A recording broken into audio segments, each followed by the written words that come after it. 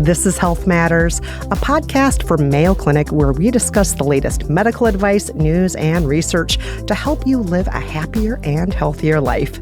My name is Kristen Meinzer. I'm a writer and journalist, and this episode, we're talking about perimenopause and menopause. Our guest today is Dr. Denise Milstein, an internist specializing in women's health and integrative medicine at Mayo Clinic in Scottsdale, Arizona. Dr. Milstein has her own podcast, Read, Talk, Grow, which features authors of books, either fiction, memoir, or narrative nonfiction, that portray women's health conditions. They then dissect those portrayals with an expert on that condition. Dr. Milstein, thank you so much for joining us today. We're thrilled to have you here. My pleasure. Dr. Milstein, you're here today to talk with us about menopause. There's a lot of confusion and misinformation that you're going to help us clear up. To start, some people might not know that there are two lesser-known stages that come before that: premenopause and then perimenopause. So first things first, what is premenopause? Kristen, this is confusing for so many people. So premenopausal, that is from the time you get your period until you become perimenopausal. And premenopause starts in the teenage years, sometimes even younger for most. Exactly. Okay, and then you said the next stage is perimenopause. How do you define perimenopause? Perimenopause is this period of time that leads up to menopause, and it can be several years, 4 to 8, where the periods start to become less regular, less predictable. They might be lighter, but they might be heavier. They might be more frequent, or they might be spaced farther apart.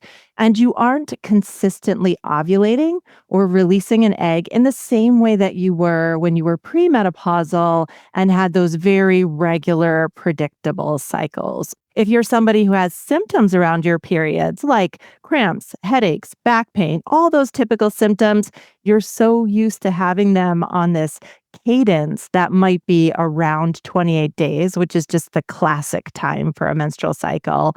But now you're getting this headache out of the blue. Turns out you're about to get your period. And so the symptoms of perimenopause can be confusing for the woman herself, and they can be very confusing if you're seeking medical care. You said the most obvious sign that you may be in perimenopause is periods are spaced differently, periods are coming to an end, and so on. What is actually happening behind the scenes in the body that's causing the period to slow down, to stop, to be spaced out differently, and so on? So what's always causing your cycles is this shift in your hormones, a rise in your estrogen that then causes you to form a follicle in the ovary that then starts to release progesterone. And if you don't get pregnant, then both the estrogen and the progesterone dip and you get your period. So what's happening in perimenopause is those rises and falls in those hormone levels are less predictable. You are not always forming a follicle. You are not always releasing an egg. And so the feedback mechanisms that exist in a woman's physiology aren't having the typical signals to respond to. And so that's why you don't always bleed around the same time or feel the release of that egg. I do have to point out that some people have ovaries but don't have a uterus. So maybe they don't have a period to even say, oh, my periods are spaced out differently now. How would they know if they're in perimenopause? So you bring up an excellent point that not all women bleed. They might have had a hysterectomy. They might have had an ablation or procedure where the inside of the uterus is burned in such a way that they're not having those monthly episodes of bleeding. They might have an IUD in place that keeps them from getting that typical pattern of bleeding. And now that's going to look different depending on what your anatomy is, what your tissue is, and how it responds to those changes in hormones. And there could be any number of ways that that would manifest, and it would really depend on what your own situation was. So I would strongly suggest if you're in one of those situations, you talk to your healthcare team and make sure they help you understand, is this perimenopause or is this menopause, or are you still premenopausal? So you've talked about premenopausal and perimenopausal. Let's talk about menopause itself. What exactly is happening there? So let's even go one step back. We talk about the menopause transition. That's the time when you stop having periods for a total of 12 months. So you've gone through the menopause transition, but can't be diagnosed as being menopausal until it's lasted for an entire year. So once you've gone through the menopause transition, essentially your ovaries are not responding in this cyclical way. They have stopped making estrogen and progesterone in the same levels that they were making prior to transitioning. So you won't be getting these up and down cycles. You won't be releasing eggs and you won't be getting regular bleeding once you become menopausal. And when does menopause typically occur for most people? So the average age for women to go through menopause is around 51 years. And what symptoms might one expect or would you see in patients who are in that menopause, either transition or who are postmenopausal? So the symptoms can totally run the gamut. There can be so many of them. The most common set of symptoms is something that we call vasomotor symptoms. These are your hot flashes, or some people call them hot flushes. These can also manifest as night sweats. You're waking up in the middle of the night and you're wet and you're sweaty and you've thrown off the covers and now you're suddenly cold. So we call that collection of symptoms vasomotor symptoms, and they are the most common symptoms of menopause. But I do want to clarify, not every single woman gets vasomotor symptoms, and not every single woman who gets vasomotor symptoms gets them at the same severity. So you have some women who have very mild symptoms that they can almost even ignore. And then you have women who have disruptive symptoms that are so severe, they're interfering with their ability to function, particularly socially or in professional places. Other symptoms can be, again, the whole gamut. So many women will have trouble sleeping. They might find that their concentration, their ability to be sharp has changed. They may also find that they now have headaches or joint pain or digestive symptoms. You really can get many, many symptoms related to menopause. How does menopause impact long-term health? We know that there are many health conditions that start to increase in incidence and prevalence as women age, particularly after they've gone through the menopause transition. This will be things like your cardiovascular health. So women listening should realize the number one killer of women is cardiovascular disease. And our rates of cardiovascular disease really start to increase after we have gone through menopause. We also see other diseases of aging, including things like cognition and memory issues, really start to increase once somebody has gone through menopause. Mm.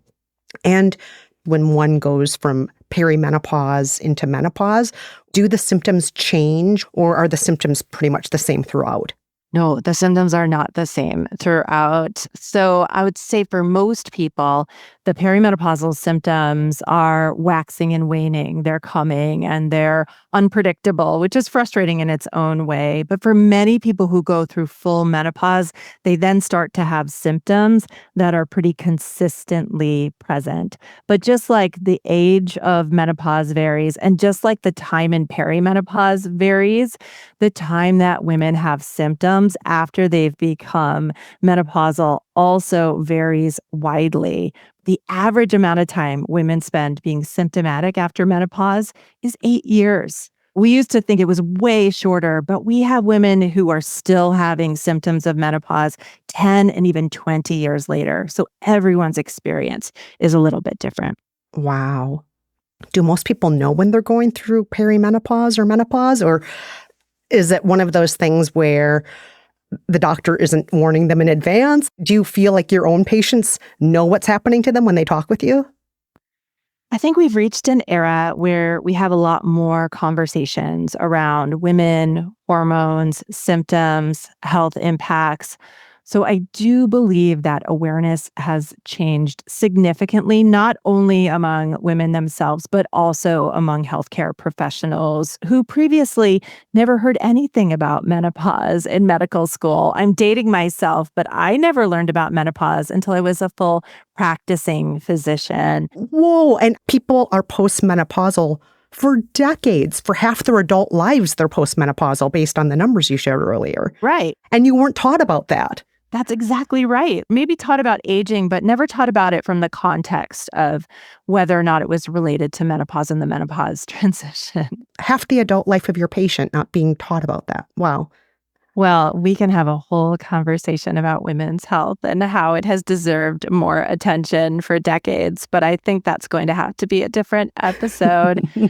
I do think that there can be easy confusion around perimenopause and feeling like the symptoms are surprising and unexpected. And often people will have this aha moment when they put it together and they recognize, oh, it's at least partially driven by the fact that my hormones are shifting and they've become less predictable. And that is maybe what's causing my bleeding to change, my mood to change, how I perform at work to change. All of these are different things. Are there racial, cultural, or socioeconomic differences in how women experience menopause and sexual health as they age? There absolutely are. And unfortunately, we don't know enough about the differences. There's an ongoing study called the SWAN study, or the study of women's health across the nation, truly trying to discern what the variability is among different populations in their experience of menopause. But at the moment, what we know is that Black women tend to have more severe symptoms that last for longer, that are more likely to be undertreated. White women and Hispanic women tend to have symptoms for around 7 to 9 years. And then Asian women actually tend to have a much lower symptom burden that lasts for a lot shorter period of time. We also know that women in a lower socioeconomic bracket tend to have more symptoms, but that is independent of a woman's race and ethnicity. Is bone health something that is affected by perimenopause or menopause? Absolutely. We see a sharp decrease in bone strength or bone density as women go through the menopause transition. So much more common to develop osteoporosis after you've transitioned to menopause. And the other large area of the body we didn't talk about is vaginal health. Big changes happening with vaginal health. Could be dryness, pain with sex, loss of lubrication. And this can often be a symptom that some women feel modest about and are struggling a little bit to bring it up to their healthcare professionals. Please talk about it. We have ways to help those symptoms as well. I'm so glad you brought that up, because I think that a lot of women are taught to be embarrassed about these very real parts of our body. It's just another part of our body. But vaginal dryness or a decreased libido, I think for some people it's scary to say those things out loud. What would a doctor recommend if a patient came forward and they said, I do feel like my libido is not what it used to be. My vagina, my vulva, my labia, other parts might hurt during sexual activity. If they say this to a doctor, what would the doctor recommend? Well, that's going to be a whole complicated conversation around when are you having symptoms? How is it manifesting? Is it just pain with sex? Or is it pain at other times? Are you having urinary tract infections or UTIs? So recurrent UTI can be associated with the vaginal tissue changes that happen after menopause. And all of those are going to respond to different approaches in treatment. In addition, if it's an issue of libido, as you know, that is enormously complicated. So is that an issue of hormones? Is it an issue of the status of the vaginal tissue? Or is it much more complex than that? Does it have to do with relationship dynamics, history of trauma, those kinds of things? And again, that's going to take probably a multi-pronged approach to figure out how you can help that person to move towards a healthier sexual life if that's what they desire. One more thing that I think some people are embarrassed to talk about, but it's not uncommon, is maybe difficulty with holding urine or with pelvic strength. And that's related to perimenopause and menopause, right?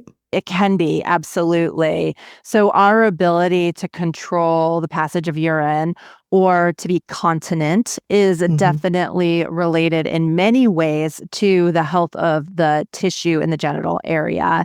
It can be related to other conditions as well, or to other parts of the urinary tract. But if you are struggling with urinary incontinence, so you're not able to hold your urine, maybe that means it leaks out when you laugh or you sneeze.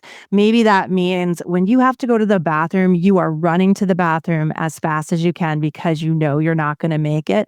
Or maybe it means you're having full volume urine loss, meaning you are having full accidents. Please talk to your doctor about that and see what can be done to help with those symptoms.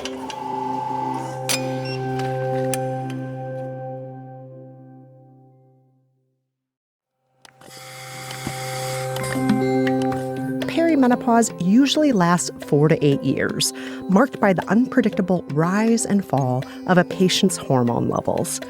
During this time, your periods may become less regular and can vary widely in terms of how frequent or how heavy they are. Next comes the menopause transition, when you'll stop having periods for 12 months. After that year, you'll have fully reached menopause status. Now, everyone experiences menopause differently, though typically it comes with vasomotor symptoms, which can look like hot flashes, night sweats, or even difficulty concentrating. After menopause, you'll have to take special care, as the rates of cardiovascular disease and aging diseases dealing with cognition and memory start to increase. It's also more common to develop osteoporosis postmenopause.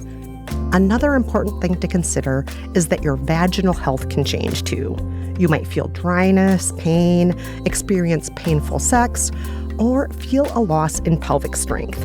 In all cases, if you're experiencing discomfort or are uncertain if what you're experiencing is even menopause at all, it's time to see your doctor. Next, we'll talk about diagnosis, management, and treatment for menopause.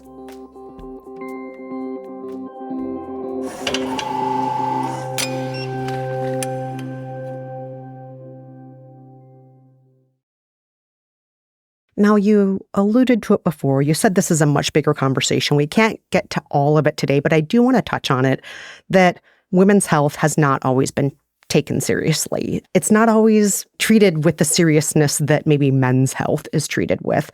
So how can women advocate for their needs during doctor's visits if they're suspecting that they're having symptoms of menopause? I would advise women who are suspecting that these are menopause or perimenopausal symptoms that they're navigating, that they come in with very clear questions with a list of their symptoms to make sure that they don't forget anything, especially if they're working with a busy healthcare professional who maybe has that pressure to move through the visit, to be sure that everything they wanted to have mentioned has been mentioned and that their questions have been answered, or if they cannot be answered in that setting, that they request to have an appointment that's specifically to discuss menopause. There are more and more certified menopause consultants across the country. And so if that doesn't happen to be your longitudinal healthcare team, there's a good chance there's somebody in your community who could see you or somebody who could see you virtually from a distance. Oh, that's fantastic. I've never heard of that. All of my life, I've been raised to think there's the OB specialist, obstetricians, Yeah. and then there's the gynecologists who take care of everything in your reproductive years. But the fact that there's menopause specialists, that's something that is new, I'm sure, to a lot of listeners too. Yeah, there's a national organization called the Menopause Society, and the Menopause Society does a great job of educating healthcare professionals and allowing them to achieve that certification. So listeners who are interested can seek providers who've been certified through that website, the Menopause Society. That's great. And when a patient is going to talk with a doctor about suspected menopause or perimenopause symptoms, is there specific testing they should ask for, diagnostics, blood work, and so on? This is really important because you will see it vary across practices. For example, somebody who has both ovaries, who has her uterus still, she's been having bleeding all along. And now let's say she's stopped bleeding for a year and she's having hot flashes. You actually can make the diagnosis of menopause by history. You don't necessarily need blood tests to make the diagnosis of menopause. In some situations, you do need testings. Let's talk about a woman who's had a hysterectomy. She doesn't have a uterus, but she does still have her ovaries. So she's not getting that cyclical bleeding. She doesn't know whether she's gone through menopause or not. Maybe she has some slightly less classic symptoms, and you wonder, are you truly postmenopausal? Well, in that case, there are some very simple blood tests that are hormone levels that can be done to decide whether you think it's likely this person is postmenopausal or not. I will caution listeners to recognize, remember, we talked about how those hormone levels change throughout a cycle.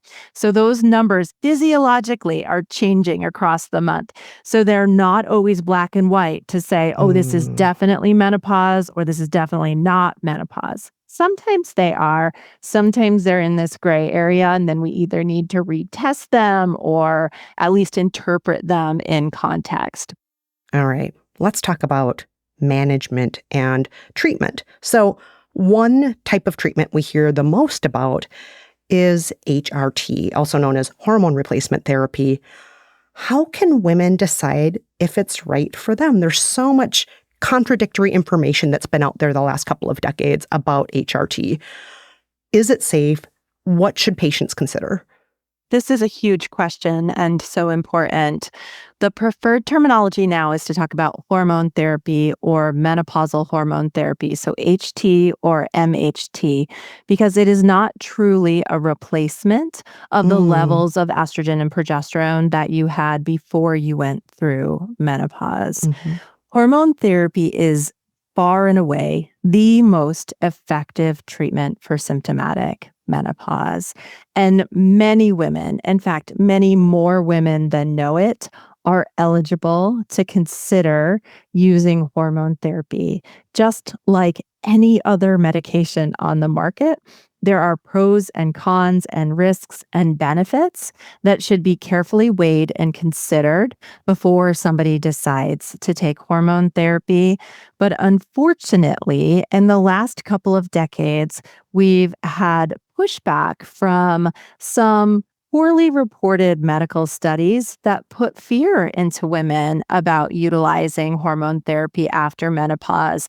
And we're only just seeing us turn the corner and help women understand that so many of them are eligible for this highly effective, highly beneficial form of treatment, which is menopause hormone therapy. What does menopause hormone therapy actually look like for someone who's decided they want to go ahead with it? What that looks like for most women is going to be estrogen in some form. Our current preference is to use that as a transdermal estrogen, meaning it comes in across your skin. So, usually in the form of a patch. It also exists in forms that you take as a pill orally. It also exists in vaginal forms. But when we're talking about menopausal hormone therapy, the driver, the workhorse is going to be estrogen. If you still have a uterus, you will concurrently take progesterone, and that you're going to take orally. So, menopausal hormone therapy is usually going to look like an estrogen patch with an oral progesterone. If you don't have a uterus, you've had a hysterectomy, it might just be the estrogen patch alone. When would one start that? Would they start it after they haven't had a period for a year? Would they start it after they first begin feeling really severe symptoms of perimenopause? So, usually you would start hormone therapy when you're having symptoms that are bothersome. That might be in the perimenopausal time. That might also be after you fully converted to menopause. If you do it too early, the dosing might not be enough for you. So for many women who are perimenopausal, they haven't fully had that shutdown of their ovaries yet. They need a higher dose. They need a dose of estrogen that's more aligned with what you would get in an oral contraceptive birth control pill. But for women who are menopausal or nearly menopausal, they usually can use these much lower doses, which are much safer than those higher doses. And then how long would someone stay on that hormone therapy? The length of time that someone can be on hormone therapy will vary. Historically, we've heard people say 5 years, but that is no longer what we believe. We really take this on a case-by-case, benefit to risk approach for each woman who we're counseling on whether or not the benefits to this therapy is helping them and outweighing any of the risks that are coming alongside that treatment. Because remember, I said for women who are experiencing vasomotor symptoms for a decade or even up to 20 years, well, that's not fair to only treat them for 5 years. If it's that disruptive, then you're going to treat those women with careful conversations and risk analysis for longer than the 5 years. Absolutely. What kinds of non-hormonal treatments are available for menopause symptoms or sexual dysfunction? Yeah, that's so important. There is an entire list. So, your most quickly effective is going to be menopausal hormone therapy. Then we have an entire toolbox of things that could be used for managing menopausal symptoms that range from things like pharmaceutical medications. Usually, these have been antidepressants. Some of them have come from some of the blood pressure medications, for example, from a wide spectrum of backgrounds. But the FDA has approved one medication, paroxetine, which is known as an SSRI. So this is a medication we use for depression and anxiety. And now we use a very low dose of that medication for management of vasomotor symptoms. And in the last several years, we have a new agent that works by a novel mechanism. That medication is called fezolinetant. Remember, we talked about what's happening in the brain causing these hot flashes. This is how we're figuring this out. So it works on a very specific receptor in the brain, and that also reduces hot flash burden. And are there any non-pill treatments to consider? Part of my background is working in integrative medicine. So I love to think about therapies that aren't necessarily coming out of a pill bottle. So some of the most effective things we can do with that are things like cognitive behavioral therapy, or CBT. It's a specific form of psychotherapy. You might be surprised, Kristen, to learn that clinical hypnotherapy, so hypnosis, actually also works for hot flashes. And we'll also use things like acupuncture breathing, although they don't have the same level of evidence as the pharmaceutical medications do. Since you are a doctor who specializes in integrative medicine, I'm sure you probably have thoughts on how diet and exercise might factor into managing perimenopause and menopause symptoms. Absolutely. Diet and exercise are going to impact your health no matter what stage you are at. So, if you're having a lot of symptoms, I think it's worthwhile looking at the health of your dietary pattern, recognizing when there are triggers, and then making your choices around those triggers. If you have a glass of wine and at 3 o'clock in the morning you're waking up with a night sweat, maybe skip the glass of wine if you don't want to have disrupted sleep. Exercise is critically important. So important in terms of management of symptoms, maybe, but certainly important in terms of those other risks that increase with the menopause transition. So that includes your cardiovascular health, your bone strength. It is so important at this phase that women are sweating and lifting heavy things. So we should be doing resistance training. We should be getting our cardiovascular workouts in. This is the time. It's never too late to start. And depending on the exercise, it can possibly play a huge role in maintaining our pelvic floor health as well. It can help so many things. It can help with your mood, and if you're doing it socially, being connected to other people. There's so many great benefits to exercise.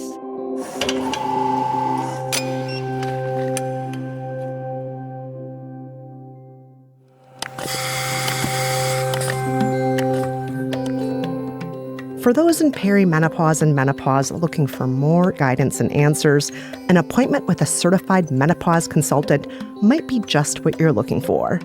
Make sure to take notes of all your symptoms so the two of you can discuss further. When it comes to diagnosing perimenopause or menopause, that can sometimes be achieved through assessing your personal history. In other situations, a blood test to measure hormone levels can help. Now that you've got your diagnosis, what are some ways to treat your symptoms? Well, menopausal hormone therapy is the quickest and most effective. You'll take estrogen, usually through a patch, and most people will also take an oral progesterone. When to start and how long the treatment lasts differs for each person. You can also get treatment in pill form through antidepressants or fezolinetant. Other treatment options can include clinical hypnotherapy, CBT, and even acupuncture breathing. One thing in your control is diet and exercise. Take note if certain foods seem to trigger your symptoms. For exercise, you can focus on improving your cardiovascular health, bone strength, and pelvic floor health. Next, we'll talk about how popular culture has changed its views on menopause over time.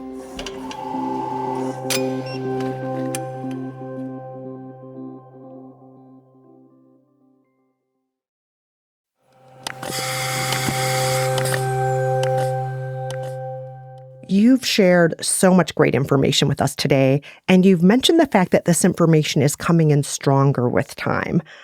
I'm just curious, over the course of your career, from being a medical student to the present, how have you seen the medical world as well as society at large change their perceptions of perimenopause, menopause, and so on? I've seen it change completely from a phase of life that nobody's talking about to a phase of life that so many people are talking about, recognizing that women don't have to stay symptomatic without assistance, that there are effective treatments. We see a lot of celebrities talking in this space. And I have to say, I think that's wonderful that they're being honest about their aging bodies and things that they're doing to help maintain their health. I also love a book that I featured on my Mayo Clinic podcast, Read, Talk, Grow, called The Change, where Kirsten Miller wrote a book that's a thriller about these women going through menopause who develop superpowers. And when we talked to her about it, she said, I want to change the narrative around menopause because it isn't this phase of life where women become no longer useful to society, shriveled up and just meant to be put in the corner. This is a powerful time for women. You tend to be wiser because you've had life experience. You might be more resourced. You might also be starting to see a shift in your responsibilities. If you've had kids, maybe they've been launched and you're not as directly responsible for them. So I'm really hoping that we continue to see more attention, more research, and this continuing narrative for empowering women for this back half of their life, which is so incredible and can be so rich. Oh, I love that positivity. I remember as a little girl watching The Golden Girls with my mother and my nana, and there was a very, very famous episode of the show where one of the characters, Blanche, is going through menopause, and it was considered groundbreaking and shocking, and then pretty much didn't happen again on TV for decades after that, where you had a major character going through menopause. I still vividly remember that episode. It was just not talked about. And I'm curious, in your patients, have you seen a change in how they talk with you about it? Absolutely. I see people being more open to talk about menopause, to thinking about menopause as the cause for their symptoms. I also see people coming in with a lot of misinformation. So I do hope that people who are listening are hearing some of the things we're saying about what the symptoms look like and whether or not testing is needed, and have a trusted healthcare team that they can really have listened to them and guide them on what is useful, what is necessary.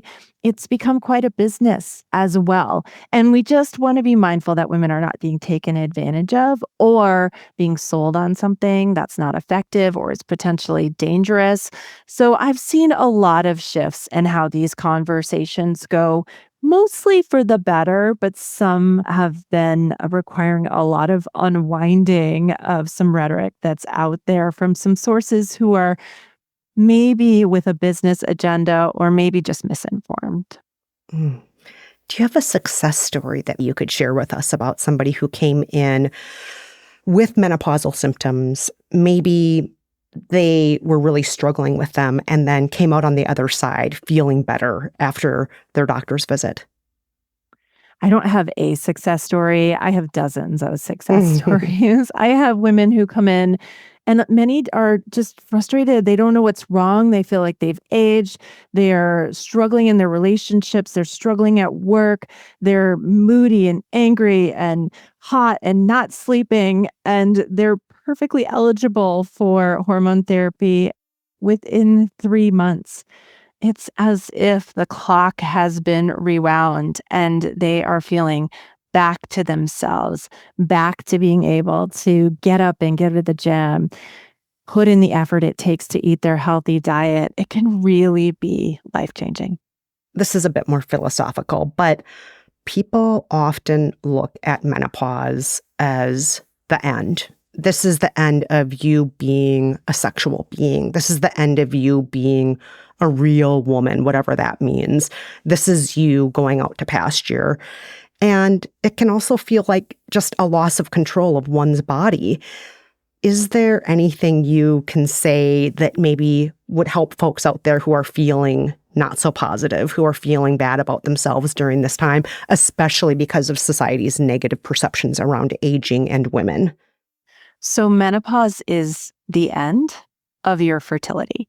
So, you no longer are able to become pregnant when you're menopausal, and you will have a harder time becoming pregnant when you're perimenopausal. Or you might become pregnant unexpectedly when you're perimenopausal because you don't exactly know when you're ovulating. And that quote end can be different. Some women will grieve that loss. Some women will not have had the number of children they wished they had had when they go through this transition. Some women will dance in the streets because they no longer have to be always aware of whether or not they could potentially become pregnant. But that is the only thing that comes to an end with menopause. So as the aging woman is able to stay healthy and stay thriving, she absolutely can still be a very effective member of society. She absolutely can be a very sexual being if that's what's important to her. She can stay strong and stay fit and do all of these different things, which comes back to this idea of the narrative doesn't have to be that you're no longer useful to society. Hopefully, in the 2020s, we know that women are not just here to birth children. Women are here for so many reasons, of which birthing children is one very beautiful aspect of it, but we contribute so much more to society, and none of that comes to an end, and in fact, might even be more empowered as you transition. Oh, what a beautiful note to end on. And just a great reminder that we are a lot of different things. We're way more than what our uterus may or may not be doing right now. And there is so much out there to be excited about. As you said earlier, life is nowhere near over with because of menopause. You still have half your adult life afterwards. So absolutely. Go enjoy it. Enjoy it. One of my friends, she began what we call the white pants celebration on her 1-year anniversary after having her final period. She went out and she bought white trousers. And I know other women who do that now too. They buy white trousers or a white dress or white shorts, and it's just a way to celebrate. This is the next phase of life, and there's a lot of freedom here, including I can wear whatever color trousers I want to and not worry about it. Absolutely. I love that idea. Well, Dr. Milstein, this has been fantastic. Thank you so much for joining us today. It was my pleasure. Thank you.